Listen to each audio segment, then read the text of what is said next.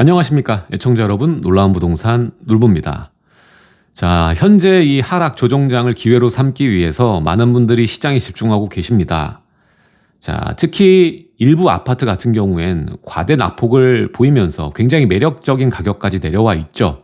자, 이 가격에 매수를 실행해야 되나 아니면 좀 더 기다려야 되나 고민하시는 분들 굉장히 많을 것으로 보여집니다. 자, 최대한 바닥에 근접해서 사는 것이 성공적인 진입 방법이겠죠. 자, 이 기준점이 전세가입니다. 자, 많은 분들이 전세가가 회복되어지면 그때가 바닥이다라고 판단을 하는 것 같아요.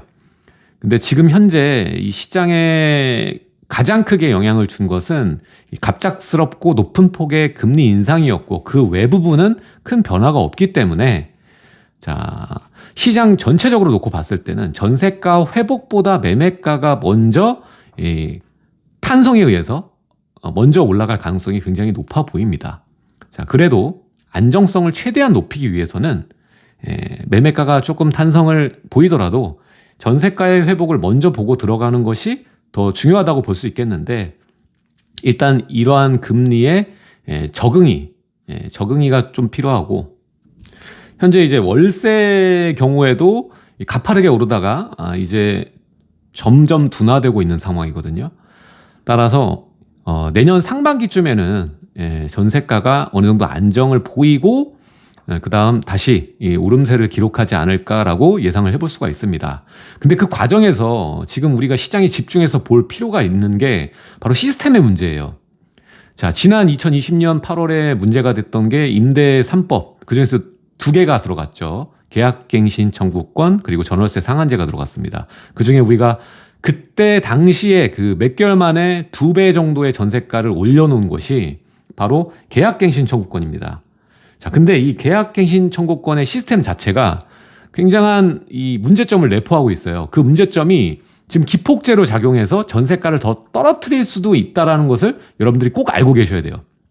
여러분들이 준비가 안 돼 있다, 이걸 모르고 대응이 안 돼 있다고 치면 엄청난 손해를 볼 수도 있어요. 갑자기 급전을 구하셔야 되는 상황이 오면서 지금 금리가 굉장히 높죠. 일반적인 주담대, 전세자금 대출도 굉장히 높은데, 이 생활안정자금 그리고 전월세 보증금을 반환해주는 대출을 넘어서 그 이상의 비용이 필요한 그 케이스가 생겼을 때 결국 금리를 더 높여서 고금리로 돈을 땡겨와야 되는 상황이 벌어질 수가 있거든요.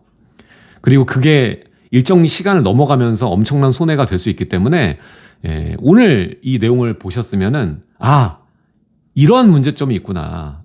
내가 지금 임대를 놓고 있는데 이거는 내가 대응을 해야겠구나라는 생각을 하시고 시장을 좀 보셨으면 좋겠고요. 이게 앞으로 시장에서 계속 벌어질 일입니다. 자, 세입자는요, 싼 임차 가격을 보이는 곳으로 갈 수밖에 없어요. 근거리에 있는 임차 가격이 싼 곳으로 몰릴 수밖에 없거든요. 근데 이 계약갱신 청구권 시스템이 아까 말했던 시스템 중에서 중요한 부분이, 자, 우리가 원래 재계약을 맺으면 계약 기간을 지켜야 되잖아요. 임대인이든 임차인이든 계약 기간을 지켜서 2년 동안 살아야 됩니다. 못 살면 어떻죠? 바로 임대인한테 약속한 2년에 대한 그 계약을 유지해야 되기 때문에 본인이 임차 새로 맞출 때 그 중개 비용이나 이런 것들 맞추면서 놔주고 나가야 되는 거거든요. 2년에 대한 의무를 지키기 위해서 일단 집주인에게 얘기를 하고.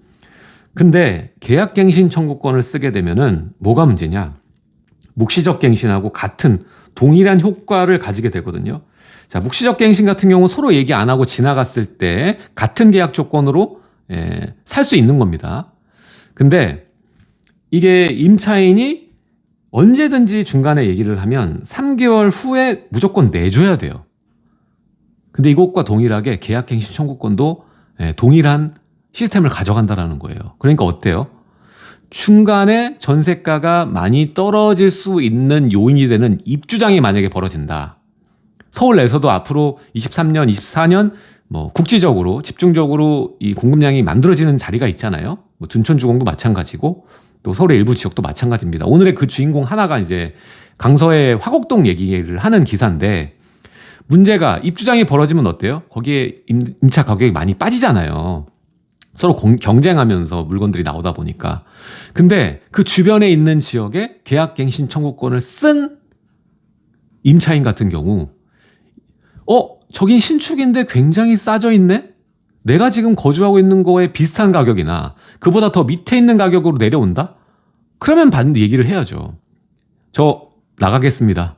그리고 3개월 후에 들어가는 거예요. 그 새로운 그 입주장 신축에 더 저렴한 가격으로. 그러한 일들이 서울 수도권에 계속 벌어질 겁니다, 앞으로. 그러면서 계약갱신 청구권을 받아주신 임대인분들 같은 경우에는 굉장한 리스크로 이게 자리 잡게 될 거예요. 그래서 여러분들은 대비가 필요한 겁니다. 이걸 언제든지 돌려줄 수 있는 계약갱신 청구권을 쓴 세입자, 임차 계약을 맺으신 분은, 임대인은 이 임차인이 언제든지 나갈 수 있다라는 생각을 하고 준비는 해 놓으셔야 된다. 전략은 짜 놓으셔야 된다. 나간다고 얘기했을 때 내가 어떻게 할지는.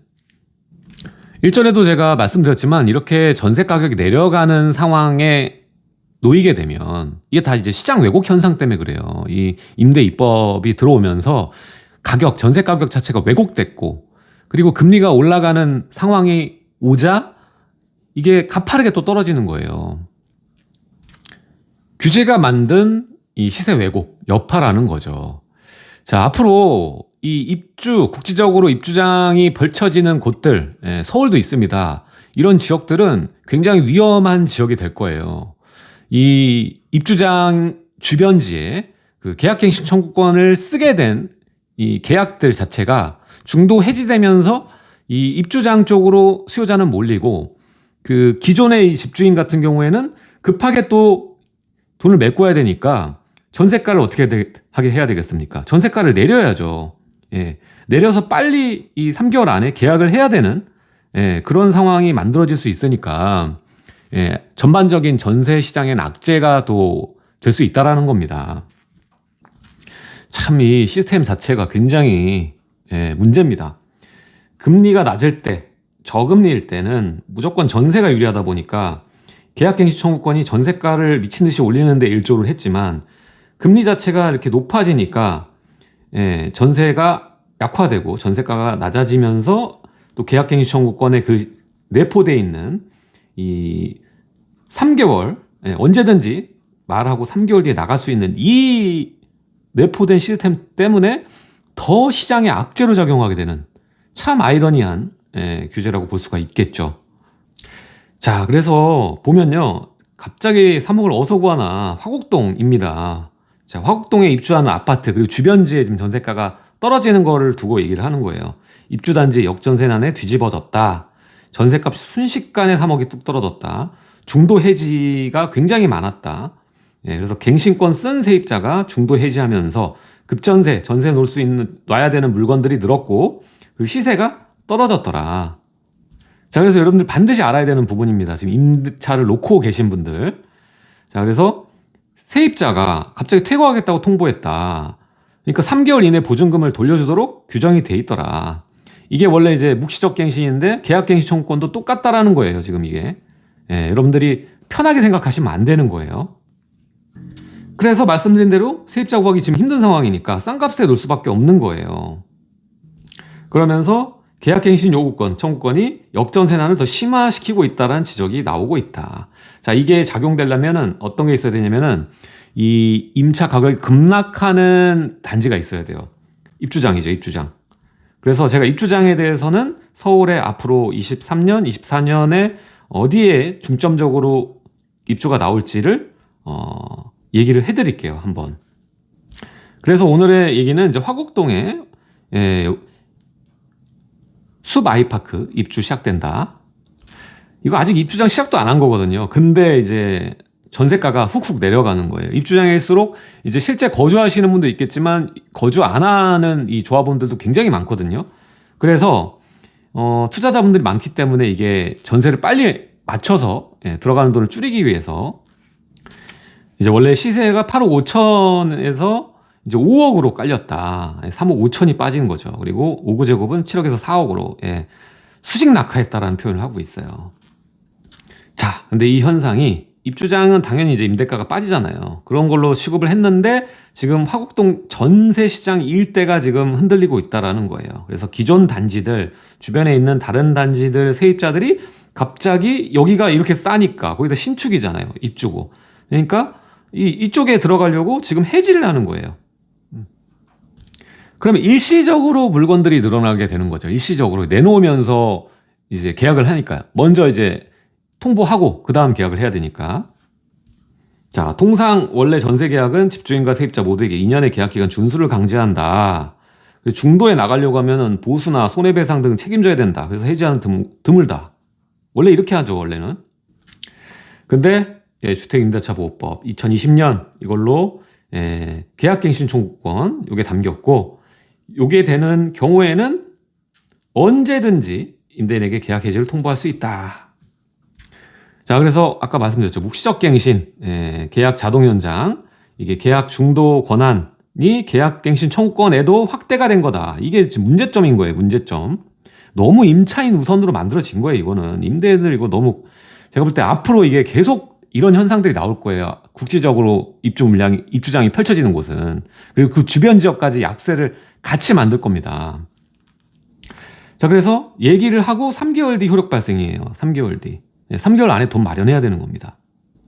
근데 이게 이제 시각적으로 보면 2, 3년 전 강서 힐스테이트 5구 제곱이 5억대였는데 지금 이제 4억이라고 얘기했잖아요. 그러니까 1억 차이가 나는 거예요. 신축인데. 그러니까 기존 계약을 중도 해지하려는 이들이 당연히 적지 않죠. 그리고 지금 금리가 높잖아요. 전세자금 대출 쓰고 있을 텐데. 그럼 5억에서 4억으로 줄이면서 보증금 줄이고 전세자금 대출 줄일 수 있으면 당연히 옮겨가겠죠. 옮겨가야지 이익이잖아. 1원이라도 이익이면은 수요자들은 굴로 향할 수밖에 없는 거예요. 중도 해지가 지금 이익인 거 아니에요. 뭐 중도 상환 수수료가 있겠지만 그래도 뭐 1억 이상 저렴하면은 이게 이익이지. 문제는 그러니까 전 지역이, 전국이 이게 문제점이 될 거라는 거예요. 지금 계약갱신 청구권을 중도 해지하는 이 문제가. 자, 그래서 통보받은 집주인 보증금을 크게 낮출 수밖에 없죠. 빨리 맞춰야 되니까. 이게 동반하락하는 현상, 일시적으로 같이 물건이 나오니까요. 그래서 주변지도 지금 이렇게 많이 올랐던 데가 이렇게 떨어졌다. 많이 떨어진 사례에 대해서 이제 얘기하는 거예요. 거의 4억이 떨어지고 막.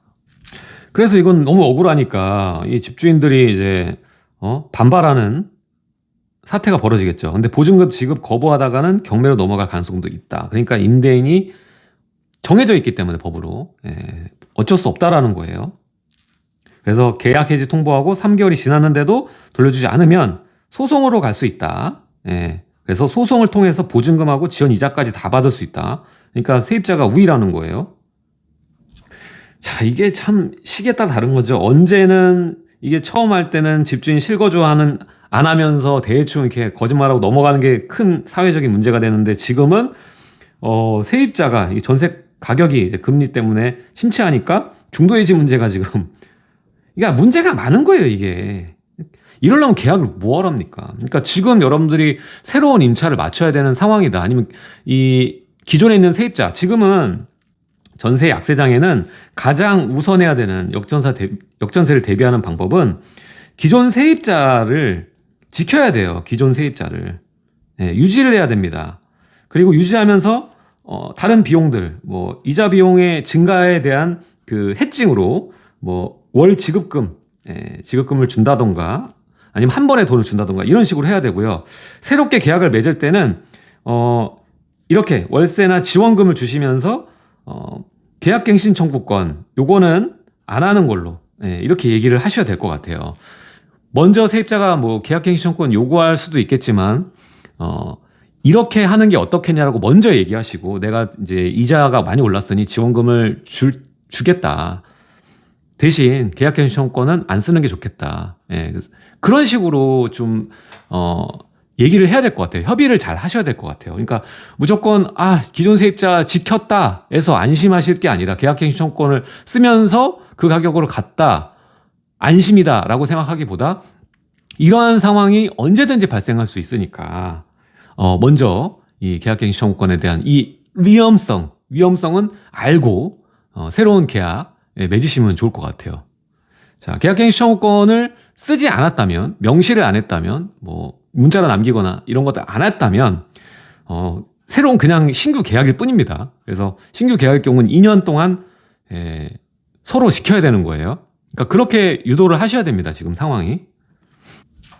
자, 오늘은 이 계약갱신 청구권이 몰고 온 입주장을 중심으로 한 전세가를 끌어내리는 폭탄을 투하하는 그러한 시스템에 대해서 이건 굉장히 불합리하고 너무 세입자가 우선된 그러한 시스템이죠. 묵시적 갱신과 동일한 언제든지 해지, 중도 해지할 수 있는 그 룰에 대해서 얘기를 했습니다. 이걸 모르고 계신 분들 굉장히 많으실 것 같아요. 그래서 지금은 본인한테 일어난 일이 아니지만 향후에 뭐 입주장이 시작되거나 23년이든 24년이든 시작되면 이게 문제가 될 수 있기 때문에 여러분들 알고 계시고, 만약에 이미 계약갱신 청구권을 계약을 진행하셨다면 언제든지 이 자금을 마련할 수 있는 준비를 하셔야 된다라는 얘기를 위험성을 알려드리고자 오늘 내용을 준비했습니다. 자, 오늘 내용은 여기까지 하도록 하고요.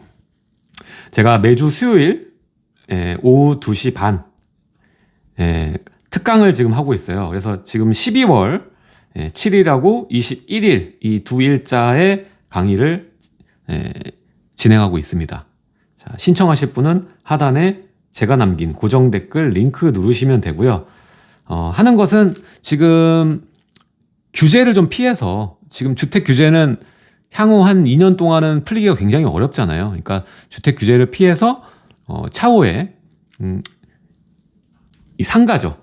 요즘에 이제 썩은 상가가 좀 수면 위로 올라오고 있죠. 주택 규제 때문에. 썩은 상가 중에서도 정말 저렴하게 살 수 있는, 요즘 상가, 단지 내 상가나 뭐 재개발 내 상가들이 굉장히 가격이 높은 데도 있는데 사실 재개발 상가 같은 경우에는 입주권 받기가 굉장히 어렵습니다. 근데 재건축은 약간 얘기가 다르거든요. 그래서 여기에 대한 지식들 강의를 통해서 여러분들과 함께 나눌 테니까요. 많은 신청 부탁드리고요. 지금이 어떻게 보면 큰 기회예요. 이 상가에서 벌어지고 있는, 썩은 상가에서 지금 벌어지고 있는 상황, 이 돈의 움직임들에 대해서 좀 정밀하게 얘기를 하고 여러분들이 어떻게 전략을 짜서 접근하면 좋을까, 거기에 대한 얘기를 쪽집게로 특강으로 진행하도록 하겠습니다. 자, 많은 신청 부탁드리고요. 이번 썩은 상가는 12월로 마감을 할 거예요. 다음에는 이제 경매 강의로 넘어갈 거기 때문에 12월 달 꼭 신청 많이 부탁드리도록 하겠습니다. 자, 지금까지 놀라운 부동산 놀부였고요. 하단에 좋아요, 좀 매일 지금 영상 올리고 있죠. 여러분들 구독하기 한 번씩만 눌러주시면 다음 강의도 빠짐없이 들으실 수가 있습니다.